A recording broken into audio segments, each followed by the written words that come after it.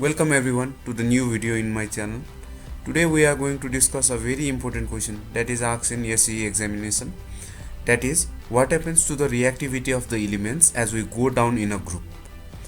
This question has been asked in various forms, so we are going to discuss that also.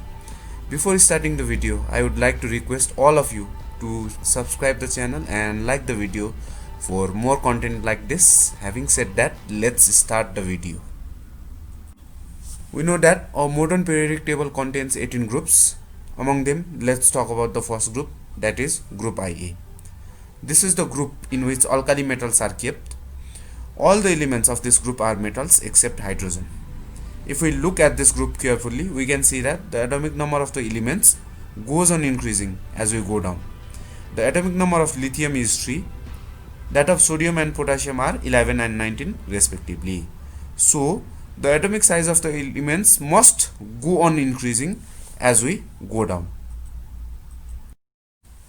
हामीलाई के थाहा भयो भन्दाखेरि कुनै पनि ग्रुपमा जब हामी तलतिर जान्छौं तब एटोमिक साइज अफ एलिमेन्ट्स बढ्दै बढ्दै जानु पर्यो। अब ग्रुप Ia कै कुरा गर्ने हो भने त्यसमा पनि लिथियम थियो अनि त्यसपछि सोडियम पोटासियम बीच कम्पेयर गर्ने हो भने लिथियम भन्दा सोडियमको एटोमिक साइज ठुलो अनि सोडियम भन्दा पोटासियमको एटोमिक साइज ठुलो थियो। अब यहाँ सोडियम र पोटासियम बीच कम्पेयर गरौँ, हेर्नेबित्तिकै थाहा हुन्छ पोटासियमको एटोमिक साइज सोडियमको भन्दा ठुलो छ। त्यही भएर न्यूक्लियसदेखि भ्यालेन्स सेलसम्मको डिस्टेन्स पनि पोटासियममै धेरै हुनु पर्यो सोडियममा भन्दा। त्यही भएर पोटासियमको न्यूक्लियसको न्यूक्लियर फोर्स जुन चाहिँ छ त्यो भ्यालेन्स सेलमा कमजोर हुन जान्छ सोडियमको भन्दा। त्यही भएर पोटासियमलाई चाहिँ यो आफ्नो एउटा भ्यालेन्स इलेक्ट्रोन लुज गर्नलाई चाहिँ सोडियमलाई भन्दा पनि सजिलो हुने भयो। दुवैले लुज गर्नुपर्ने त एउटा एउटा इलेक्ट्रोन नै हो, तर पोटासियमलाई चाहिँ एउटा इलेक्ट्रोन लुज गर्न सजिलो हुँदो रहेछ। किनकि यसको एटोमिक साइज ठुलो छ। एटोमिक साइज ठुलो भएको कारणले भ्यालेन्स सेलमा न्यूक्लियसको फोर्स पनि कमजोर हुन गयो। त्यही कारणले पोटासियमले चाहिँ एउटा इलेक्ट्रोन सोडियमले भन्दा पनि सजिलैसँग लुज गर्न सक्छ। यस्तै गरेर हामी लिथियम र सोडियम बीच पनि कम्पेयर गर्न सक्छौं। लिथियमको एटोमिक साइज सानो थियो भने सोडियमको त्योसँग कम्पेयर गर्दाखेरि ठुलो हुन्छ। त्यही भएर लिथियमको भन्दा सोडियमको चाहिँ भ्यालेन्स सेलमा न्यूक्लियर फोर्स कमजोर हुन जान्छ। त्यही भएर लिथियमलाई चाहिँ सोडियमलाई भन्दा इलेक्ट्रोन लुज गर्न गाह्रो हुने भयो, सोडियमलाई इलेक्ट्रोन लुज गर्न सजिलो हुन्छ। सोडियमलाई इलेक्ट्रोन लुज गर्न सजिलो भएकै कारणले चाहिँ सोडियम लिथियम भन्दा पनि धेरै रिएक्टिभ हुन्छ। त्यसै गरेर सोडियम र पोटासियम बीच भर्खर हामीले पढिहाल्यौं हैन, पोटासियमको एटोमिक साइज ठुलो छ। त्यही भएर पोटासियम चाहिँ सोडियम भन्दा पनि बढी रिएक्टिभ हुन्छ। यसबाट के थाहा भयो भन्दाखेरि यो ग्रुप Ia मा हेर्ने हो भने जति जति तल जान्छौं त्यति त्यति एटोमिक साइज त बढ्दै बढ्दै नै जान्छ। त्यही भएर रिएक्टिभिटी पनि बढ्दै बढ्दै जाँदो रहेछ। Ia मा जति जति मुनि जान्छौं नि त्यति त्यति रिएक्टिभिटी चाहिँ बढ्दै बढ्दै जाँदो रहेछ। यसको कारण के रहेछ? कारण सिम्पल छ। कारण चाहिँ एटोमिक साइज बढ्दै जानु। एटोमिक साइज बढ्दै जाने भएको कारणले भ्यालेन्स सेलमा न्यूक्लियसको फोर्स कमजोर हुन जान्छ। त्यही भएर भ्यालेन्स इलेक्ट्रोन्स लुज गर्न उनीहरुलाई सजिलो हुँदै जान्छ।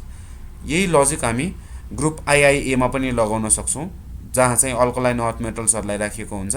यहाँ पनि यदि कसैले सोध्यो रे म्याग्नेशियम र क्याल्सियम बीच कुन चाहिँ बढी रिएक्टिभ हुन्छ भनेर सोध्यो भने म्याग्नेशियम भन्दा क्याल्सियम बढी रिएक्टिभ हुन्छ। किन भन्दाखेरि म्याग्नेशियम भन्दा क्याल्सियमको एटोमिक साइज ठुलो छ। यसरी चाहिँ हामी यो मेटल्सहरुको लागि आन्सर लेख्न सक्छौं। Okay, now let's talk about the 17th group of the periodic table, that is group Biia. In this group, halogens, which are non-metals, are kept. Fluorine, chlorine, bromine, iodine यिनीहरुको एक्जाम्पल भयो। अब यो ग्रुपमा चाहिँ माथिबाट तलतिर जाँदाखेरि के हुन्छ होला त? यहाँ पनि एटोमिक साइज त बढ्ने नै हो। जब हामी माथिबाट तलतिर जान्छौं, फ्लोरिन भन्दा क्लोरिनको एटोमिक साइज ठुलो, क्लोरिन भन्दा ब्रोमिनको एटोमिक साइज ठुलो।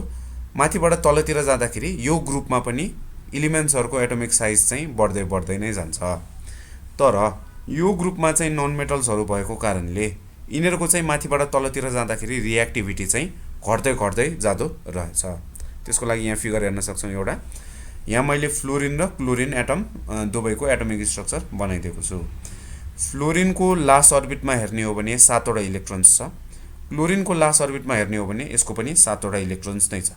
दुवैलाई एउटा एउटा इलेक्ट्रोन चाहिँ अरुबाट गेन गरेर आफ्नो अक्टेट पूरा गर्नु परिरहेको छ।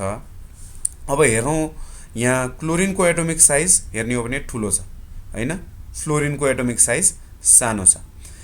फ्लोरिनको एटोमिक साइज सानो भएकै कारणले अघिनको जस्तै भ्यालेन्स सेलमा चाहिँ न्युक्लियसको फोर्स चाहिँ धेरै हुने भयो। न्युक्लियसको न्युक्लियर पावर जुन चाहिँ न्युक्लियर फोर्स अफ अट्र्याक्सन छ त्यो चाहिँ भ्यालेन्स सेलमा फ्लोरिनको धेरै हुन्छ। तर क्लोरिनको एटोमिक साइज ठुलो भएको कारणले भ्यालेन्स सेलमा चाहिँ न्युक्लियसको न्युक्लियर फोर्स अफ अट्र्याक्सन जुन चाहिँ थियो त्यो चाहिँ कमजोर हुन जान्छ। त्यही भएर फ्लोरिनलाई चाहिँ एउटा इलेक्ट्रोन अरूबाट लिन सजिलो छ। भ्यालेन्स सेलमा न्युक्लियसको पावर धेरै छ नि त, त्यही भएर फ्लोरिनलाई चाहिँ एउटा इलेक्ट्रोन अरूबाट लिन सजिलो छ भने क्लोरिनको एटोमिक साइज ठुलो भएकै कारणले चाहिँ क्लोरिनलाई अरूबाट एउटा इलेक्ट्रोन लिन गाह्रो छ। त्यही भएर यो ग्रुपमा चाहिँ जति जति माथिबाट तलतिर जान्छौँ नि त्यति त्यति एटोमिक साइज बढ्दै बढ्दै जाने भएको कारणले चाहिँ रिएक्टिभिटी अफ इलिमेन्ट्स चाहिँ घट्दै घट्दै जाँदो रहेछ। यसको कारण के रहेछ? कारण चाहिँ एटोमिक साइज बढ्दै बढ्दै गएको कारणले भ्यालेन्स सेलमा न्युक्लियसको फोर्स अफ अट्र्याक्सन न्युक्लियसको पावर कमजोर हुन जान्छ। त्यही भएर यिनीहरूलाई त अब इलेक्ट्रोन गेन गर्नु परिरहेको छ।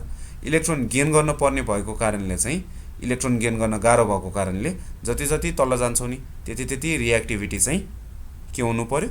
घट्दै घट्दै जानु पर्यो। यसरी चाहिँ हामी मेटल्स र नन मेटल्सको ग्रुपमा हैन माथिबाट तलतिर गयौँ भने रिएक्टिभिटी के हुन्छ भनेर बुझ्न सक्छौँ। Here are some of the questions which can be asked in the exam of class 10। अब यो क्वेशनको एन्सर त मैले भर्खर भनिहालेँ, फेरि सर्टमा सबै एन्सरहरू एकचोटि हेरौँ। 1 नम्बरमा भनेको छ explain why is sodium more reactive than lithium. Sodium किन मोर रिएक्टिभ देन लिथियम हुन्छ? किनकि सोडियमको एटोमिक साइज लिथियमको भन्दा ठुलो हुन्छ। एटोमिक साइज ठुलो हुने भएको कारणले सोडियम चाहिँ लिथियम भन्दा धेरै रिएक्टिभ हुन्छ। अब यही क्वेशनमा यहाँ सोडियमको ठाउँमा चाहिँ अर्को कुनै इलिमेन्ट जस्तो कि म्याग्नेसियम, अनि त्यसपछि why is magnesium more reactive than beryllium त्यसरी पनि सोध्न सकिन्छ। अथवा why is potassium more reactive than sodium त्यसरी पनि सोध्न सकिन्छ। अथवा why is calcium more reactive than magnesium जसरी सोधे पनि एन्सर चाहिँ यही हो। जुन चाहिँको एटोमिक साइज ठुलो हुन्छ नि त्यो नै बढी रिएक्टिभ हुन्छ मेटल्सहरूको ग्रुपमा। त्यसै गरेर 2 नम्बरमा हेरौँ explain why is fluorine more reactive than chlorine. यो नन मेटलहरू भएको कारणले यहाँ चाहिँ जुन चाहिँको एटोमिक साइज सानो हुन्छ त्यो नै धेरै रिएक्टिभ हुन्छ। यहाँ फ्लोरिनको एटोमिक साइज चाहिँ क्लोरिनको भन्दा पनि सानो हुन्छ, त्यही भएर फ्लोरिन चाहिँ क्लोरिनभन्दा बढी रिएक्टिभ हुनु पर्यो। 3 नम्बरमा सोधेको छ clarify the relation between the size of atoms and the reactivity of metals and non metals. यो पनि माथिको जस्तै क्वेसन हो। साइज अफ एटम्स र रिएक्टिभिटीसँग के रिलेसन छ त्यो सोधेको छ। भर्खर हामीले पढिसकेका छौँ जति एटोमिक साइज ठुलो भयो रिएक्टिभिटी अफ मेटल्स त्यति नै धेरै हुन्छ भने जति atomic size of atoms non मेटल्सहरूमा ठुलो भयो त्यति नै उनीहरूको रिएक्टिभिटी चाहिँ कम हुन्छ। 4 नम्बरमा हेर्न सक्छौँ elements of group IA, IIA and IIIA are more reactive as we go down in the group of periodic table. यो तीनटै ग्रुपमा मेटल्सहरू पर्छ। IA, IIA र IIIA तीनटैमा मेटल्सहरू पर्ने भएको कारणले जति हामी तल जान्छौँ नि त्यति नै एटोमिक साइज इन्क्रिज हुँदै जान्छ। एटोमिक साइज इन्क्रिज हुँदै जाने भएको कारणले चाहिँ जति हामी तल जान्छौँ त्यति नै यो ग्रुपको एलिमेन्ट्सहरू चाहिँ बढी रिएक्टिभ हुँदै जान्छ। त्यसै गरेर VIIA मा हेलोजन्सहरू पर्छ। हेलोजन्सहरू पर्ने भएको कारणले चाहिँ यो ग्रुपमा हामी जति तल जान्छौँ नि त्यति नै उनीहरू कम रिएक्टिभ हुँदै जान्छ। किनकि उनीहरू नन मेटल्सहरू हो। नन मेटल्सहरूमा चाहिँ एटोमिक साइज बढ्नुको कारणले रिएक्टिभिटी कम हुँदै जान्छ। त्यही भएर चाहिँ यो ग्रुपको एलिमेन्ट्सहरू हामी जति तल गयौँ त्यति नै कम रिएक्टिभ हुँदै जान्छ।